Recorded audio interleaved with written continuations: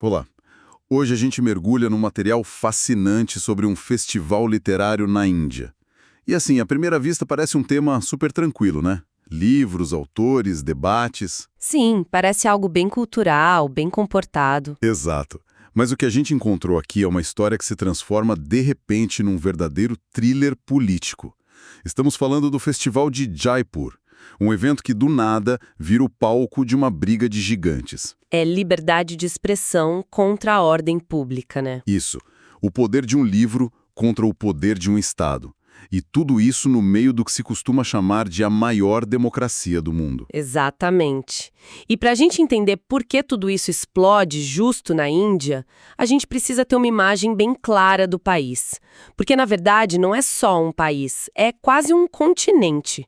Os materiais que a gente analisou pintam um quadro, assim, de uma complexidade impressionante. Um verdadeiro caldeirão cultural, como o texto descreve. Isso, imagina só, mais de 12 línguas nacionais que são oficiais, uma diversidade étnica que é absurda, e quase todas as grandes religiões do mundo convivendo ali lado a lado. Hinduísmo, islamismo, budismo, sikhismo, cristianismo. É uma diversidade que a gente aqui no Brasil, a gente mal consegue conceber na prática. E no meio disso tudo tem uma peça muito curiosa, a língua inglesa. O inglês é o idioma do antigo colonizador, mas que de alguma forma acabou ficando. E hoje funciona como uma espécie de cola, sabe? Uma língua franca. Uma língua franca que conecta todo mundo. Exato. Conecta um advogado lá de Delhi a um pescador de Kerala que talvez não falassem o mesmo dialeto regional. E é por isso que sediar um festival literário internacional lá é tão simbólico.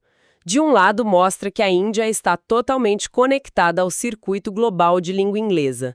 Mas, por outro, e isso é o ponto fundamental, o festival não abre mão de suas raízes. Ele celebra, com o mesmo vigor, a imensa produção literária que existe nas línguas locais. Certo. Vamos aprofundar isso.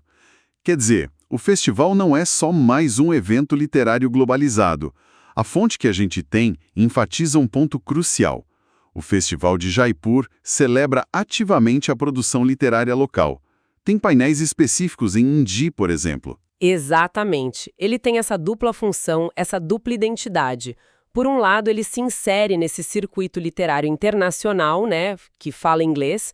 Por outro, ele atua como uma plataforma vital para a duradoura riqueza da produção literária nas diversas línguas da Índia. Mas isso não cria uma tensão? Como assim? Quer dizer, o festival tem um palco principal, com as estrelas internacionais falando em inglês, e depois tem os palcos menores, em hindi.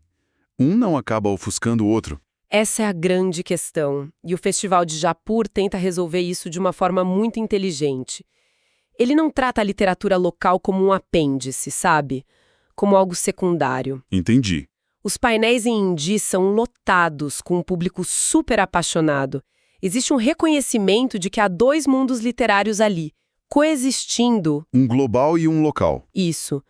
Um global, que usa o inglês para se comunicar com o mundo, o outro local, que está pulsando nas línguas que as pessoas falam em casa, na rua.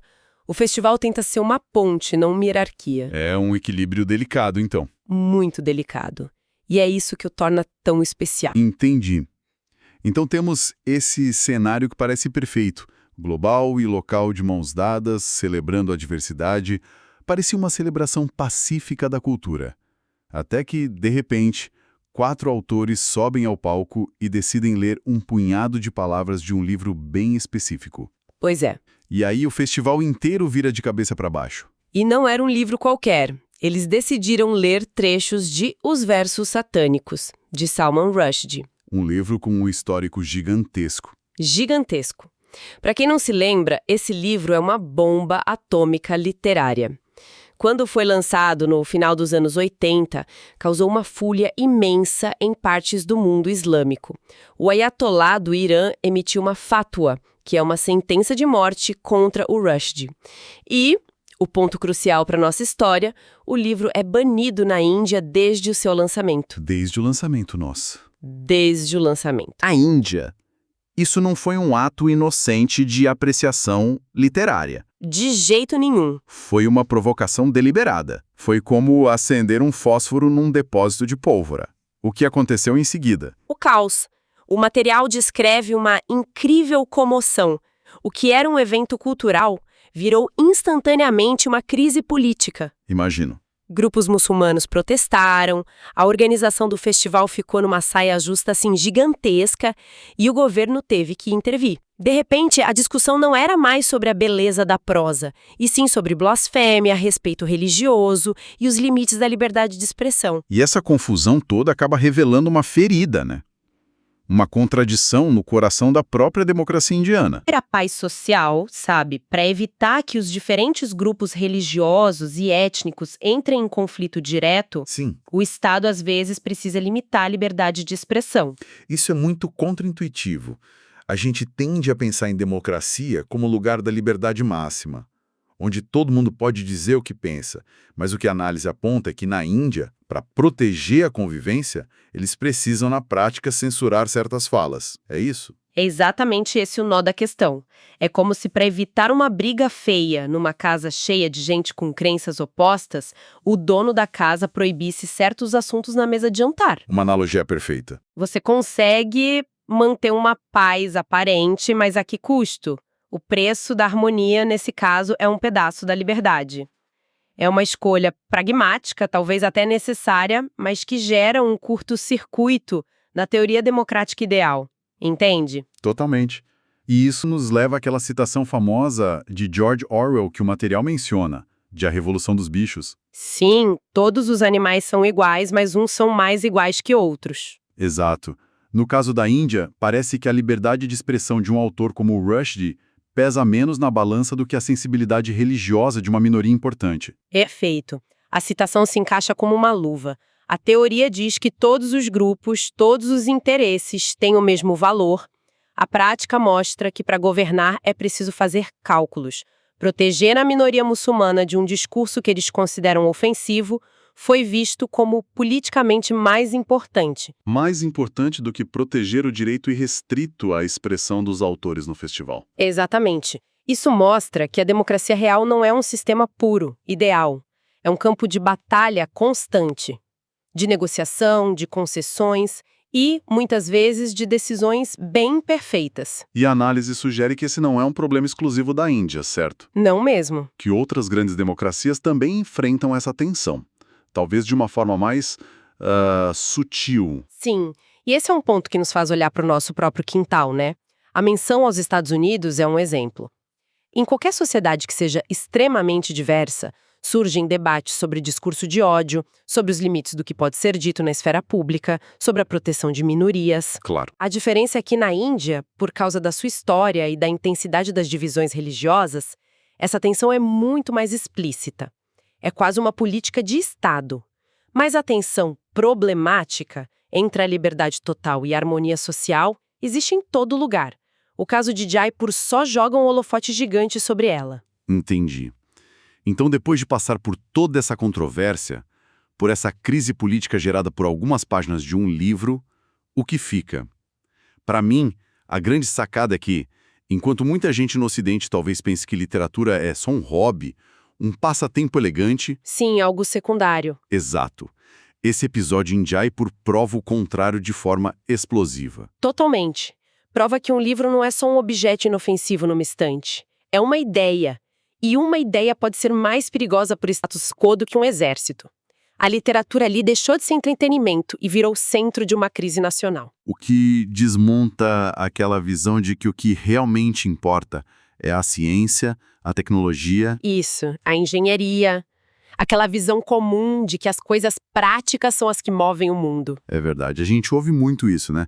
Que as humanidades são um luxo, mas ninguém ia parar o trânsito ou ameaçar um protesto nacional por causa de uma equação matemática controversa. Exato. Agora, por causa de um romance, as paixões vêm à tona de uma forma avassaladora. E isso revela o poder político imenso da literatura. Ela não serve só para nos fazer sentir empatia por um personagem, sabe? Ela tem uma função social profunda. Ela molda a nossa consciência, ela questiona as nossas certezas. E como a gente viu em Jaipur, ela tem o poder de engajar as pessoas politicamente. De mobilizar multidões. Seja a favor ou contra, o fato de que palavras escritas décadas atrás ainda têm o poder de gerar tanto barulho, essa é a maior prova da sua vitalidade. É um lembrete muito poderoso de que as histórias importam. Elas não são só uma fuga da realidade. Pelo contrário, Muitas vezes elas são a própria arena onde as batalhas mais importantes sobre a nossa realidade são travadas. O Festival de Jaipur começa como uma celebração e termina como um campo de batalha ideológico. sem dúvida, a literatura ali se provou tudo menos decorativa. Ela se mostrou central, vital e, sim, perigosa. Uma força com a qual os poderes estabelecidos precisam lidar, querendo ou não. É uma história em tanto, e nos deixa com uma imagem poderosa do festival. Não como uma simples feira de livros, Não mesmo. mas como um lugar onde o peso real da palavra escrita foi testado em tempo real. A literatura definitivamente não é um campo neutro. E isso me leva a um pensamento final, sabe? Uma provocação que vai um pouco além do que a gente discutiu. Toda a crise em Jaipur foi catalisada pela leitura de um livro fisicamente proibido na Índia. Certo. Mas isso me faz pensar. Hoje, na era digital, o que significa de fato proibir um livro? Boa pergunta. Um PDF pode cruzar fronteiras com um clique.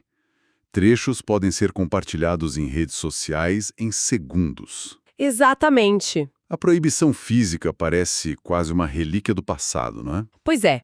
E aí fica a questão. Proibir um livro físico hoje em dia serve realmente para suprimir uma ideia? Ou o efeito é justamente o contrário? O famoso efeito Streisand. Exato.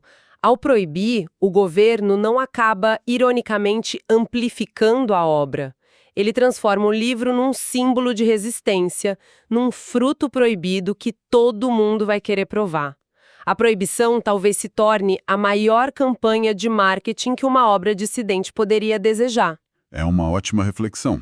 Nesse jogo, a tentativa de censura pode acabar sendo a faísca que incendeia ainda mais o debate, em vez de apagá-lo.